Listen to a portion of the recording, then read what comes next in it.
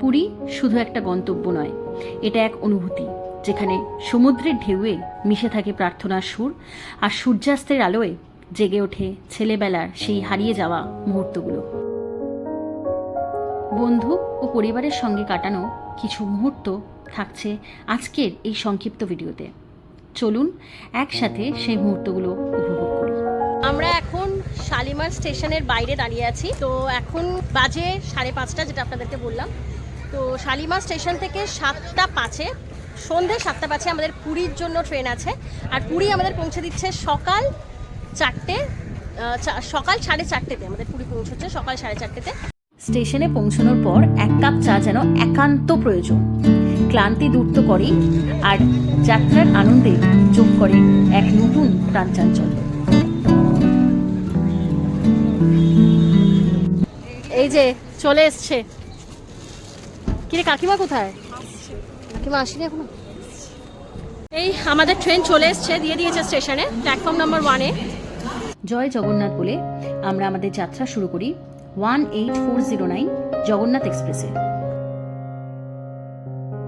পরের দিন ভোর 5টা নাগাদ আমরা পুরী পৌঁছে গেলাম। এই হলো আমাদের হোটেল নিউ ব্লু ভিউ। ডান দিকে পা ধোয়ার একটা জায়গা আছে। এই হলো রিসেপশন। এই হচ্ছে ফার্স্ট ফ্লোরে এলে লিফট পাওয়া যাবে।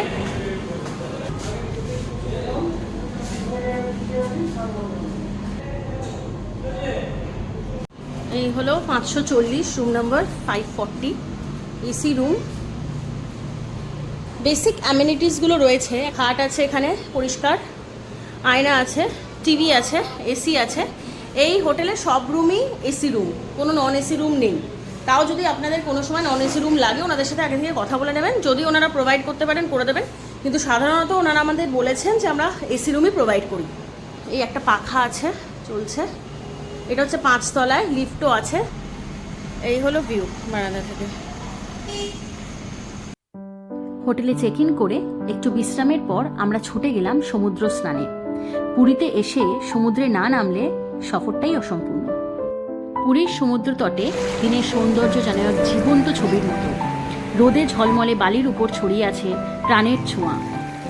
একদিকে রঙিন সাজে সজ্জিত উটেরা ঘুরে বেড়াচ্ছে, পর্যটকদের পিঠে নিয়ে ধীরে ধীরে হাঁটছে। অন্যদিকে সমুদ্রের ঢেউয়ে মেতে উঠেছে মানুষ। কেউ স্নান করছে, কেউ হাসছে, কেউ আবার ঢেউয়ের সঙ্গে তাল মিলিয়ে নাচছে। আমি নিজেও আর ধরে রাখতে পারিনি, সোজা নেমে পড়লাম সমুদ্রে। সেই ঢেউয়ের ছোঁয়ায় যেন মুহূর্তেই ফিরে গেলাম শৈশবের দিনগুলোতে। দুপুরে হোটেলে ফিরে লাঞ্চ সেরে খানিক বিশ্রাম নেওয়ার পর আবার পা বাড়ালাম সমুদ্র তটে। বিচের হাওয়া খেতে সন্ধ্যেবেলা আমরা বেরিয়ে পড়েছি। পুরী সি বিচ তখন আলো, রং আর কোলাহলে ভরে উঠেছে। উপহারের দোকান, মুখরোচক খাবারের স্টল আর মানুষের হাসি মুখ।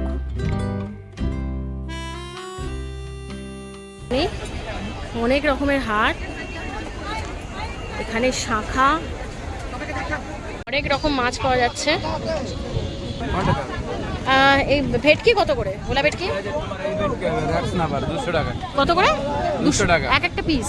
ভেজে দেবেন আপনারা? হ্যাঁ, পুরো কমপ্লিট করে দেবেন। হ্যাঁ, এটা সমুদ্রের ভেটকি, এটা 100 টাকা, এটা 6টা। এইরকম সাইজ হবে।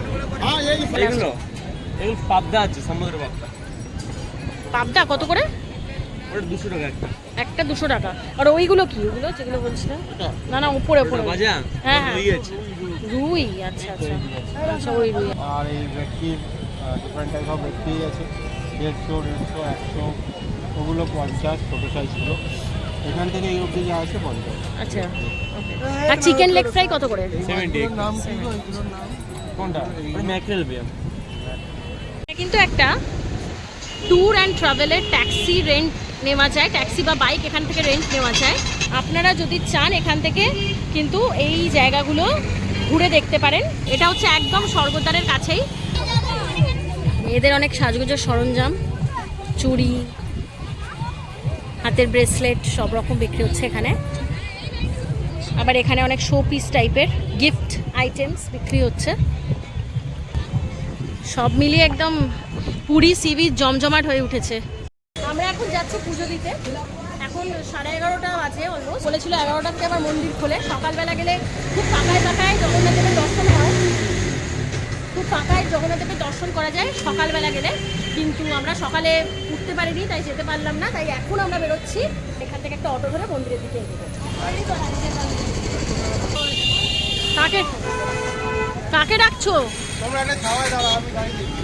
আমাদের এই টোটোটা নিয়ে এলো স্বর্গদ্বার থেকে মন্দিরের কাছ অবধি, যেখানে টোটোগুলো দাঁড়ায়। এখান থেকে আমাদের হেঁটে যেতে হবে মন্দির অবধি। তো এত অবধি আনতে আমাদের 5 জনের জন্য টোটো ভাড়া পড়লো 100 টাকা পার হেড। 20 টাকা করে আমাদের টোটো ভাড়া পড়লো। এখানটা দাঁড় করিয়েছে টোটোটা। তো হয়তো রিক্সা করে কেউ আসতে চাইলে, যাদের পায়ের সমস্যা, তারা রিক্সা করে আসতে চাইলে আরও কিছু দূর অবধি আপনারা এগিয়ে যেতে পারেন রিক্সা করে। তারপর সেখান থেকে হেঁটে মন্দিরে ঢুকতে হবে। এই যে রিক্সা কিন্তু আরও আগে পর্যন্ত যায়। তো রিক্সা করে কেউ আসতে চাইলে কিন্তু আপনারা মন্দিরের অনেকটা কাছ অবধি যেতে পারেন এগিয়ে। তবে এখানে একটা কথা না বললেই নয়, যেখানে যাচ্ছি তাদের মধ্যেই ঝগড়া শুরু হয়ে যাচ্ছে, আর ট্যুরিস্টরা ইনডিরেক্টলি হ্যারাসড হচ্ছে, যেটা আমাদের একদমই মানে কাম্য নয়, এক্সপেক্টেড নয় আমাদের, একদমই সেটা। একটা জায়গায় ঘুরতে এসে, জগন্নাথ দেবের কাছে পুজো দিতে এসে এরকম একটা হ্যারাসমেন্টের শিকার আমরা হচ্ছি প্রতিনিয়ত। সে হোটেল হোক কি টোটো হোক কি অটো হোক, প্রতিনিয়ত আমাদেরকে একটা হ্যারাসমেন্টের শিকার হতে হচ্ছে। আমি এতবার পুরী এসেছি আগে, কিন্তু এই রকম এতটা খারাপ এক্সপিরিয়েন্স আমার আগে হয়নি। আমি জানি না ভবিষ্যতে কি হবে কি না হবে, বাট এখন এই মোমেন্টে এক্সপিরিয়েন্সটা মোটেও ভালো নয়।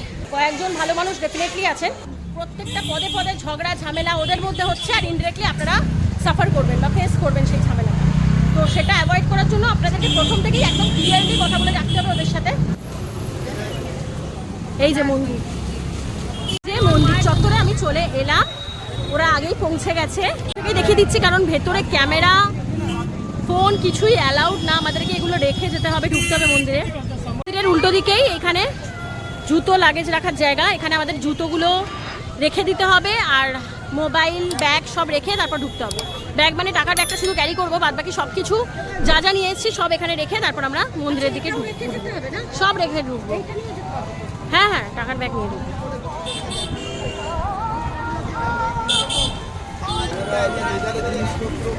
কি কি রাখতে হবে?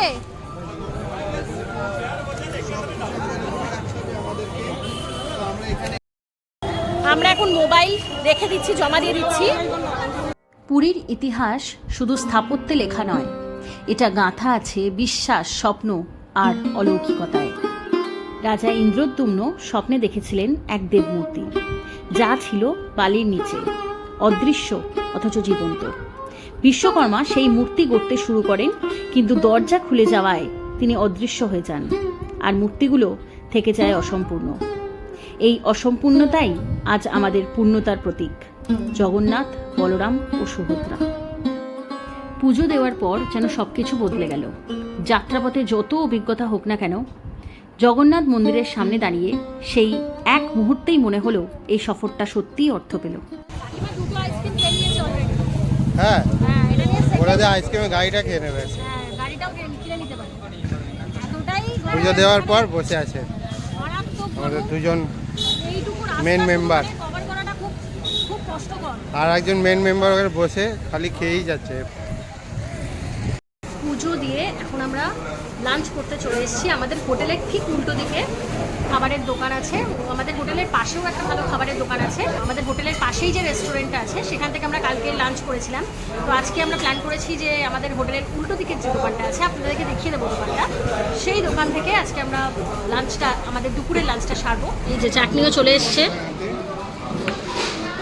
ভাতের পরিমাণটা সাফিসিয়েন্ট দিয়েছে একজনের জন্য, তাও লাগলে এক্সট্রা একবারই ওরা সার্ভ করবে, শুধু ডালটা রিপিট করতে পারে দরকারে। এই শুরু করলাম, হ্যাঁ শুরু করো। এই হলো রেস্টুরেন্ট, এর উল্টো দিকেই এই যে ভজ গোবিন্দ রেস্টুরেন্ট, এই রেস্টুরেন্টেই আমরা লাঞ্চ সারলাম। দুপুরের খাবার শেষে সন্ধ্যের আগেই উঠে গেলাম হোটেলের ছাদে। ঢেউয়ের মৃদু শব্দ, হালকা বাতাসের ছোঁয়া আর দূরের আকাশের রঙে মিশেছিল এক অপার্থিব শান্তি।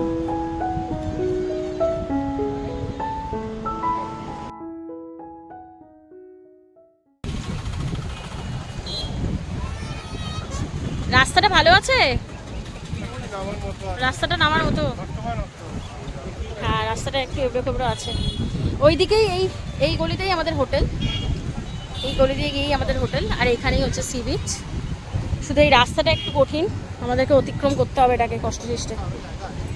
ওদিক থেকেও যাওয়ার ভালো রাস্তা আছে, তো এটা শর্টে হয় বলে আমরা এই দিক দিয়েই যাচ্ছি। উট ঘোড়া আছে, অনেকে উঠের পিঠে চড়ে ঘুরছে সি বিচটা। ওফ, গরম থেকে মানে কি শান্তি হচ্ছে, আমার তো মনে হচ্ছে জলে ঝাঁপ দিয়ে দিই, বিশ্বাস করো আমার ভালো লাগছে না একদম।